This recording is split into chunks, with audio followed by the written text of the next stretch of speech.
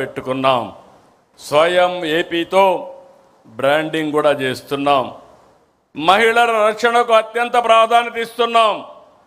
ఆడబిడ్డలపై అకృత్యాలకు పాటుపడితే ఎవరైనా ఆడబిడ్డల జోరుకొస్తే అదే చివరి రోజని నిరూపించాం, కంటిన్యూ కూడా చేస్తాం. గంజాయి డ్రగ్స్పై అత్యంత కఠినంగా ఉన్నాం. సోషల్ సైకోల తాట తీసి మహిళల ఆత్మగౌరవాన్ని కాపాడుతాం, నిలబెట్టుకుంటాం. మొన్నటి విజయంలో మహిళలదే కీలక పాత్ర. దానికి గౌరవంగా మరొక్కసారి విజ్ఞప్తి చేస్తున్నా, ఈ మహానాడుని మా ఆడబిడ్డలకు అంకితం చేస్తాం. మహిళా మహానాడుగా ముందుకెళ్తాం. మనం ఏ ఆలోచన చేసినా, ఏ సంస్కరణ తెచ్చినా, ఏ పాలసీ అమలు చేసినా అది యువత కోసమే. ఉమ్మడి రాష్ట్రంలో ఐటీ రంగానికి ప్రాధాన్యత ఇచ్చాం. సాధారణ రైతు బిడ్డ నుంచి కార్మికుడి పిల్లల వరకు ఐటీ రంగంలో అవకాశాలు అందిపుచ్చుకున్నారు. ఒక్క పాలసీతో లక్షల కుటుంబాల్లో వెలుగులు నింపాం. నేడు దేశ విదేశాల్లో ఐటీ రంగంలో మన బిడ్డలు సాధించిన విజయాలు చూస్తే ఆనందం కలుగుతుంది. ఇది తెలుగు జాతికి గర్వకారణం. నాటి విజన్ 2020, నేటి స్వర్ణాంధ్ర 2047 యువత కోసమే. నేను ఒకటే విజ్ఞప్తి చేస్తున్నా, యువగళం కింద ఆనాటి జనరల్ సెక్రటరీ, ఈరోజు వర్కింగ్ పార్టీ ప్రెసిడెంటు రాష్ట్రమంతా తిరిగారు. యువగళంలో నిర్దిష్టమైన హామీలు ఇచ్చారు.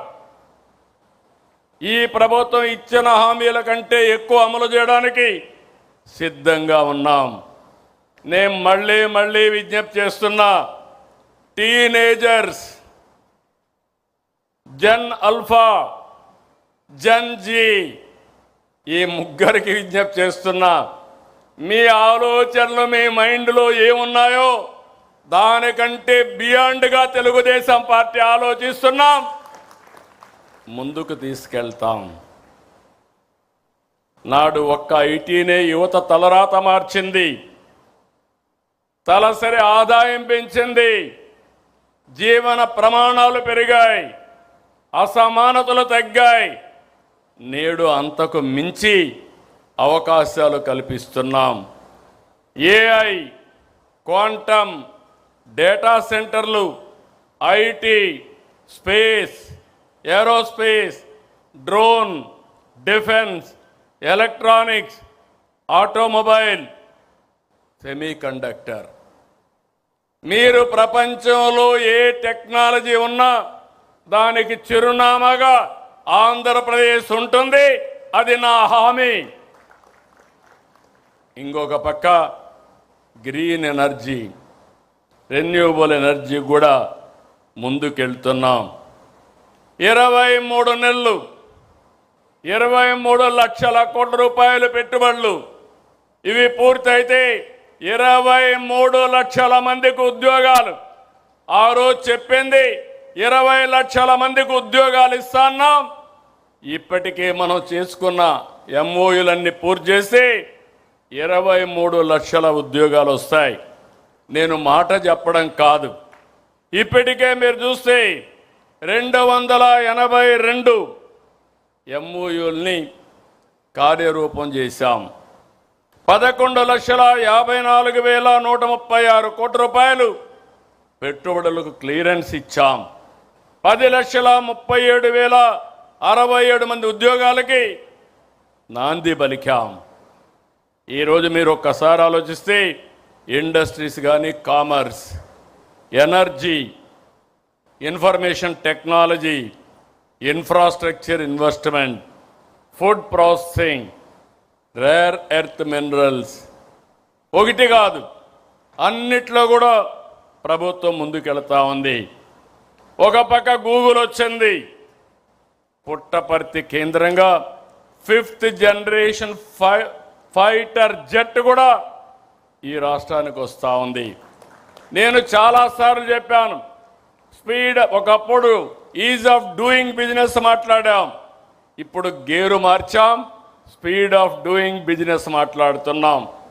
36 రోజుల్లో కేంద్రం ఇండికేషన్ ఇచ్చిన తర్వాత ల్యాండ్ ఎక్విజిషన్ కూడా చేసి ఫౌండేషన్ వేసామంటే అది ఈ ప్రభుత్వం చూపించే చొరవ, స్పీడ్ ఆఫ్ డూయింగ్ బిజినెస్. ఆ స్పీడ్ చూసిన తర్వాతనే నేను చిన్నప్పుడు నడిపే బుల్లెట్ కూడా, రాయల్ ఎన్ఫీల్డ్ బుల్లెట్ కూడా మన రాష్ట్రానికి వచ్చే పరిస్థితి వచ్చింది. నేను ఏ ప్రాజెక్ట్ వచ్చినా మాటల్లో చెప్పడం లేదు, నేను ఒకటే చెప్తున్నాను, ఈరోజు క్లియర్ చేస్తాం. ఎప్పుడు ప్రారంభం చేస్తారో ఈరోజే డేట్ ఇమ్మని దాని ప్రకారం ముందుకు పోతున్నా. ఈరోజు 288 ప్రాజెక్టులు ప్రారంభించే రోజు కూడా నిర్ణయించామని చెప్పి నేను మీ అందరికీ తెలియజేసుకుంటున్నా.